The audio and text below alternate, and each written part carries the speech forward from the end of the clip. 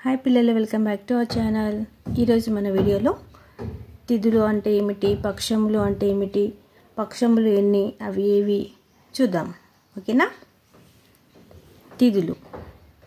తిథులు ఎన్ని? 15. ఓకేనా. తిథి అంటే పాడ్యమి,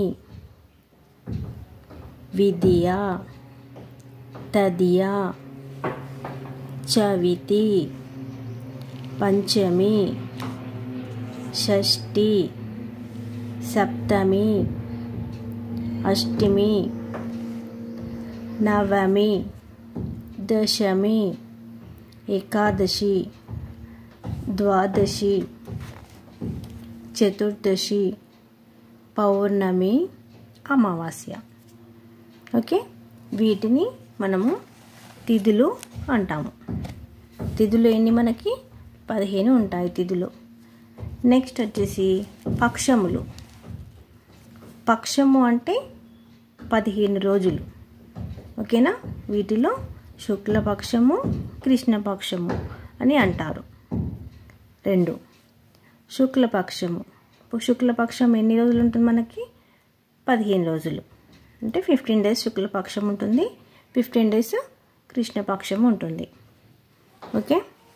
శుక్లపక్షము అంటే ఏమిటి?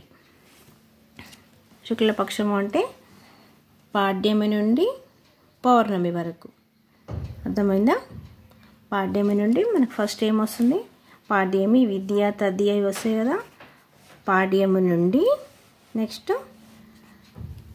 పౌర్ణమి వరకు మనకు ఎన్ని ఉంటాయి? పౌర్ణమి, అమావాస్య అని 2 ఉంటాయి కదా. 15 డేస్. వాటిలో శుక్లపక్షం, కృష్ణపక్షము అంటే శుక్లపక్షంలో వచ్చే పాడ్యమి నుండి పౌర్ణమి వరకు వచ్చే రోజులను శుక్లపక్షము అంటారు. ఇక్కడ నుండి శుక్లపక్షము అంటే పాడ్యమి నుండి పౌర్ణమి వరకు వచ్చే రోజులను శుక్లపక్షము అంటారు. 15 రోజులు. కృష్ణపక్షము అంటే మళ్ళీ నెక్స్ట్ పాడ్యమి నుండి అమావాస్య వరకు 15 డేస్. మనకు పాడ్యమి నుండి పౌర్ణమి వరకు 15 డేస్. నెక్స్ట్ మళ్ళీ పాడ్యమి నుండి అమావాస్య వరకు 15 డేస్. ఓకే. పాడ్యమి నుండి అమావాస్య వరకు వచ్చే రోజులను కృష్ణపక్షము అంటారు. ఓకే.